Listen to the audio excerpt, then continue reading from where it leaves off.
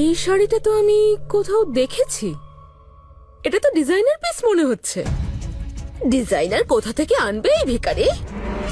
কোনো চ্যারিটি থেকে উঠিয়ে নিয়ে এসেছে দেখো, না কোনো চোর মার্কেট থেকে।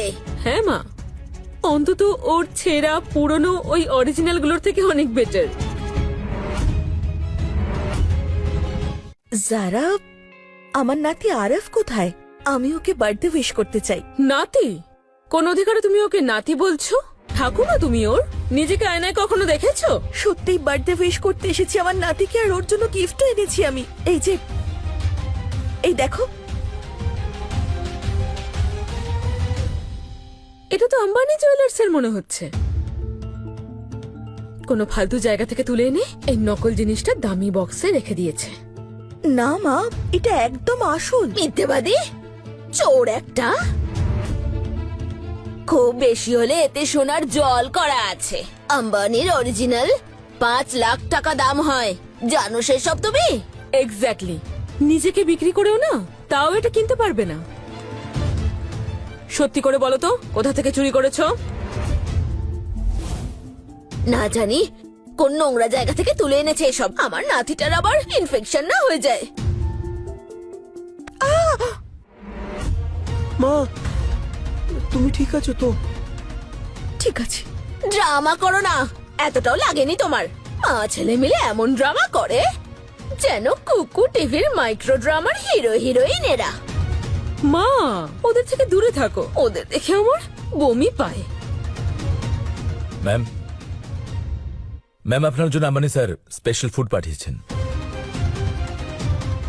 স্পেশাল আমাদের জন্য? হ্যাঁ, আরবের বার্থডের জন্য কমপ্লিমেন্টারি। মিস্টার আম্বানি কত ভালো মানুষ, আর এইসব বড় মানুষদের ব্যাপারও অন্যরকম। চলো না গিয়ে দেখি যে আম্বানিজ কি কি খাবার পাঠিয়েছে। চলো। আরে এই বুড়ি, তুই কোথায় চললি? ওই সব খাবার বড় লোকদের জন্য, তোর মতো ভিখারিদের জন্য নয়। জঘন্য মহিলা, কোনো ম্যানার্সই জানে না। বড় লোকদের সঙ্গে কিরকম বিহেভ করতে হয় কিছুই জানে না। আরব, কি হয়েছে সোনা? মা দেখো না আরবের কি হয়েছে, চুপই করছে না তো। হেল্প মা। যারা, আমাকে দাও আরফকে, আমি ওকে ঠিক চুপ করিয়ে দেব। চেষ্টাও করবে না আমার ছেলের গায়ে হাত দেওয়ার। আমি সত্যি কথা বলছি, এখনই ওকে চুপ করিয়ে দেব। দাও দাও দাও না আমাকে। এই রাস্তার মহিলা, প্রাণ নিবি নাকি ওর? আমার নাতিকে মেরে ফেলতে চাস? জঘন্য মহিলা, ছুবিও না ওকে, নইলে তোর হাত কেটে রেখে দেবো। আরে প্লিজ কেউ ডাক্তারকে ফোন করো, একে হসপিটালে নিয়ে যেতে হবে। হসপিটাল তো অনেক পরে যাবে, তার আগে তো ও কষ্ট পাচ্ছে। দাও না আমাকে, দাও। এই তো শোনো, এই দাও, চুপ আমি করো। বলছি না, আমাকে দাও। চুপ। আমি এক্ষুনি চুপ করিয়ে দিচ্ছি। আয় সোনা, আয় বাবা। ব্যাস ব্যাস, কি করছো কি তুমি? দাও আমার ছেলেকে আমায়। চুপ চুপ চুপ, একদম চুপ চুপ চুপ।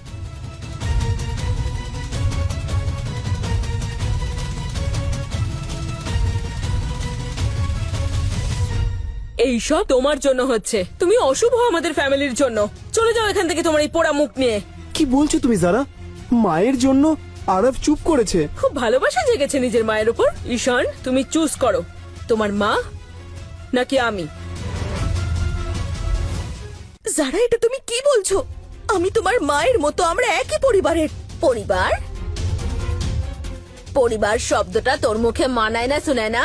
আরে তুই নিজের মেয়েকেই সামলাতে পারলি না। কে জানে নিজের মেয়েকে বেঁচে খেয়ে নিয়েছিস নাকি রাস্তায় ফেলে দিয়ে এসেছিস। আর এখন আমার নাতির ওপর নজর তোর। মনে হচ্ছে এই মহিলাটাকে ধাক্কা দিয়ে বের করার জন্য সিকিউরিটি ডাকতে হবে। না ড্যাড, প্লিজ প্লিজ ড্যাড, আপনি এটা করবেন না। মা আরবের সাথে একটু টাইম স্পেন্ড করতে চায়, প্লিজ ড্যাড।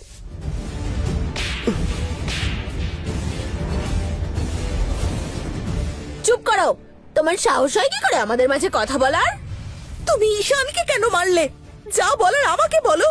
তোমায় তো আমি বলবো।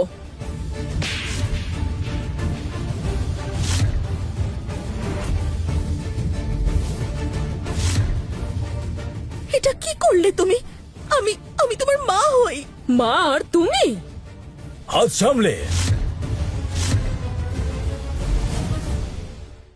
How dare you? ঠিক আছে তুমি? মা, তুমি ঠিক আছো? আরে এই, তুই ওর কে হস? আর তুই এখানে কি করছিস? এই ভিখারিগুলোকে এখান থেকে ধাক্কা মেরে বের করে দাও। এই ডাইনিটারি স্বামী হবে নিশ্চয়ই, ঠিক জানি আমি। হ্যাঁ মা, পারফেক্ট কাপল।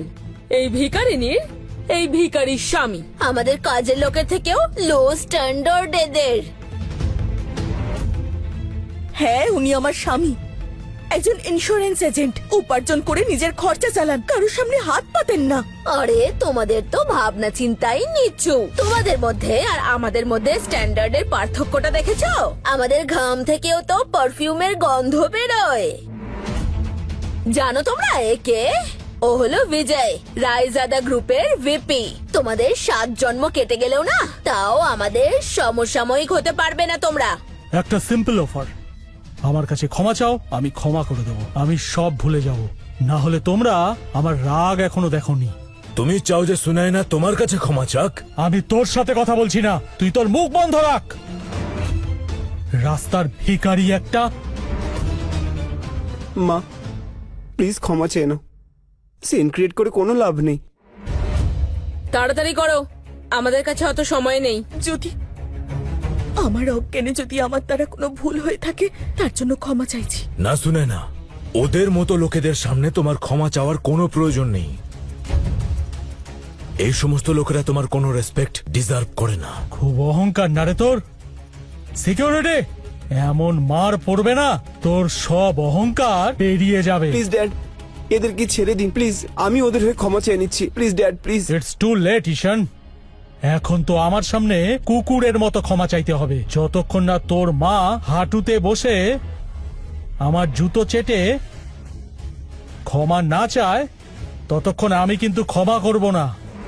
দেখে নিন ফাইনাল ভরসা শুধুমাত্র কুকু টিভিতে। এখনই ডাউনলোড করুন আর শুরু করুন 7 দিনের ফ্রি ট্রায়াল।